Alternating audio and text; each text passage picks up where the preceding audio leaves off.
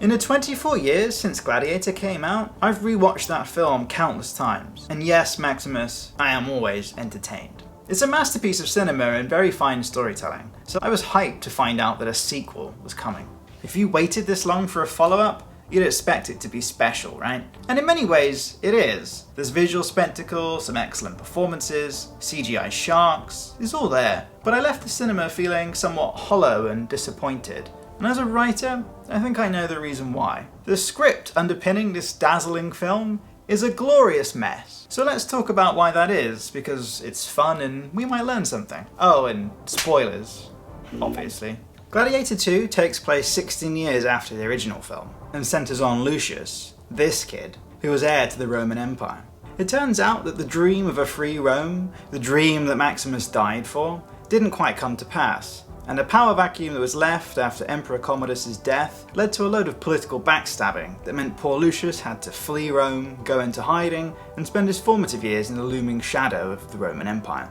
Eventually, as a general fighting for one of the last free cities in Africa, Lucius gets captured by the Romans, made a slave, and forced to compete as a gladiator, where he fights under the false identity of Hanno in a series of games commissioned by the two maniacal emperors who are now in charge of Rome. Behind the scenes, a political powder keg is about to go off, as a general and several politicians use the games as an opportunity to overthrow the emperors. Lucius, or Hanno, is about to become an unwitting participant in their plans. Someone who could further the rebellion or unravel it completely. Now this is exactly the kind of setup that you'd want for a Hollywood sequel. It follows the same formula that was established in the first film, but with enough nice twists to make sure you're not just doing the same thing again. But the very first problem with the script is that most of what I've just told you, the entire setup for the story, the script decides not to tell you for the first 45 minutes. Lucius's identity is hidden from the audience, and I really couldn't work out why, because as a consequence, we don't know who this protagonist is or what he wants, which means we, as the audience, have no real reason to root for him, and we don't feel any suspense. Alfred Hitchcock famously explained the importance of suspense by describing the same scene in two different ways. Imagine two people talking at a cafe whilst, unknown to them, a bomb is under their table ticking down until it explodes. In one version of the scene, the audience is shown the bomb at the beginning. In the other version, the audience don't know the bomb's there until it goes off. Now, if the audience knows an important piece of information, they'll be drawn into the story as they try to guess what's going to happen next. In the first Gladiator film, we knew that Maximus was hiding his identity, which created a huge amount of suspense that peaks in the scene where Emperor Commodus tells him to take off his helmet. But in Gladiator 2, we don't know Lucius's identity until this grand reveal 45 minutes in. Unlike Hitchcock's example in the cafe, the reveal falls flat because there's no suspense. The bomb has just suddenly exploded on us without any of that build-up. The really annoying thing about this is that Lucius's secret identity is a great premise to build an interesting character around.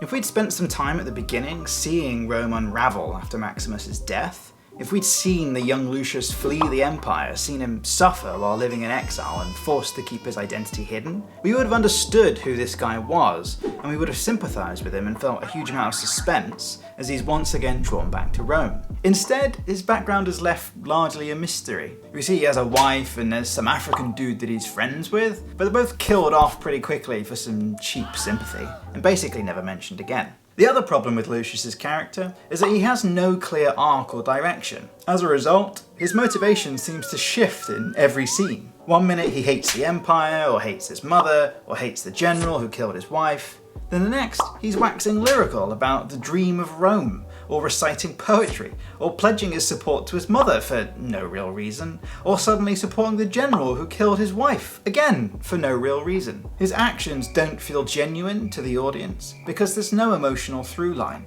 because the script didn't take the time to establish who this guy is, what he wants, or what internal conflict is driving him through the story. So how could it have done that?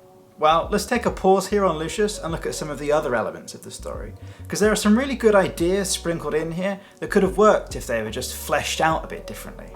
Pedro Pascal's character, General Acacius, is a fantastic addition. His character echoes Maximus, since he's also a noble warrior, respected by his men, who's secretly tired of all of Rome's politics. He hates the two emperors and wants to stop all their unnecessary bloodshed, and while General Acacius is initially set up as if he's a villain, killing Lucius's wife, the script slowly peels back the layers to show this more sympathetic character. Also, awkwardly, he's now married to Lucius's mother, Lucilla, which means he accidentally killed his daughter-in-law. The next family dinner is not going to be too fun. This was a smart setup, and it had potential to really impact the direction of the story in interesting ways. So it's such a shame that the script didn't really do much with him. Once a surprise of Acacius being the good guy was revealed, he basically just does whatever Lucilla asks, then gets unceremoniously killed off for plot reasons. Then there's the political backdrop. Boy, was this overstuffed. There's just too many factions, too much backstabbing, and too much going on. It all ultimately feels like a distraction from Lucius's story, which is frustrating, because all the necessary elements for something great are there. You have the two fantastically punchable emperors, you have a few politicians and socialites, including Denzel Washington's Macronus, buzzing around them like flies on shit. You have Lucilla, still secretly rebelling, and you have the Honourable General Acacius, who's caught up in this mess with no real understanding of how to play politics. As much as I loved watching Denzel Washington absolutely eat the scenery,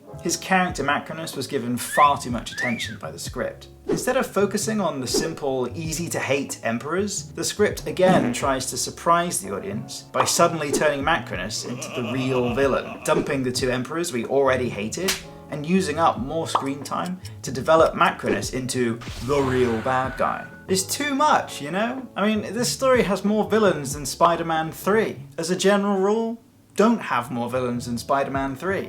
And lastly, you have the spirit of Maximus hanging over everything. Not literally, they didn't drag Russell Crowe back or anything, but his name and his deeds and his words are invoked over and over again. The problem is, we never really see what, if any, lasting impact Maximus had on Rome.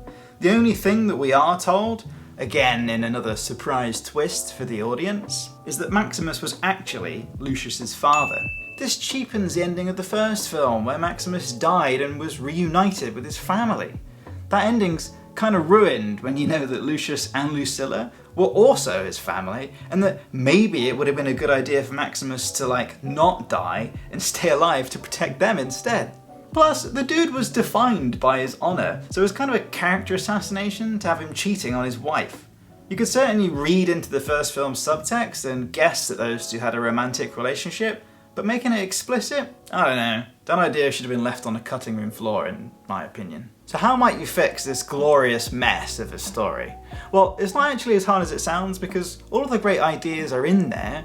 You just need to move some stuff around and simplify a few things. For starters, I would have spent more time with Lucius in the beginning. Make his identity clear right away, maybe even start with a few brief scenes of him as a young man forced to flee Rome, losing friends and loved ones along the way. Also, if you really want to keep Macronus around as the real bad guy, we should see him being evil from the very beginning, perhaps being involved in some of the political backstabbing that forces Lucius to flee in the first place, and installing the two young emperors as puppets that Macronus can manipulate. Now that we know who Lucius is, we can focus on building the story around him and giving him a proper arc. The script sort of says his arc is a revenge tale and he hates Rome, but half of the time his actions don't really line up with that goal. And revenge is boring anyway, so let's focus on a different arc that's already hinted at in the script. A man who's abandoned, forced to focus on survival, slowly coming to believe in something greater, in the dream of Rome. This time, let's show Lucius less as a rageful, savage man intent on revenge, and more as a cunning, amoral man living on the run. Have him and his wife at the opening siege not as soldiers, but as people caught up in a conflict, trying yet again to escape from the Roman Empire. Acacius can still kill his wife, and that works, and Lucius can still get captured and shipped off to Rome as a gladiator. But now, Lucius's sole focus is survival. He conceals his identity and decides to get word out to his mother, hoping that this time, finally, she'll come to his rescue. He needs to get a message to her in a way that won't draw suspicion, and so now, the whole reciting poetry thing becomes a clever way to get her attention.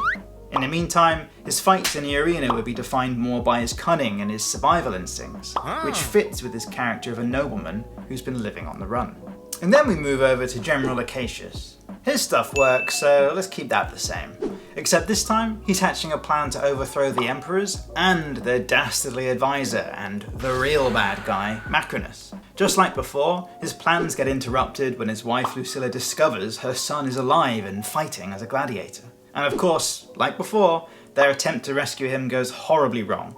Lucilla and Acacius' plan to overthrow the emperors gets discovered, and they're sentenced to death in the arena. We like all of that, let's keep it. But instead of immediately killing off Acacius, let's have him survive and become a gladiator. And since Lucilla's going to die anyway, let's bring that moment forward in the story and have it happen in front of both Lucius and Acacius, in a way that binds these two men, who would be enemies, together. Now, Acacius has his army contacts on the outside and is still trying to organize a coup. But the clock is ticking as Macrinus throws him into more and more fights, desperate to kill the honourable general in a way that won't enrage the Roman mob. Can Acacius survive long enough to overthrow the bad guys? With help from Lucius and his survival skills? He just might.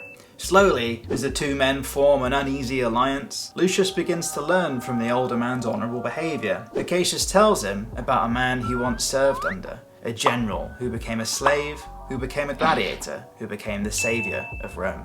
So these guys buddy up, but in the final climax, Macrinus, being the clever bastard that he is, finds out Lucius's real identity and forces these two men to fight each other to the death, knowing that the honourable Acacius won't kill his dead wife's son. And so in this last fight, Lucius has to make a choice. Will he kill the man that murdered his wife? The man who most resembles Maximus and the dream of Rome, just so that he can survive and live another day? Will Lucius sacrifice himself so that Acacius can live and lead the coup to restore Rome to his former glory? Or will Lucius find another, smarter way to resolve the conflict?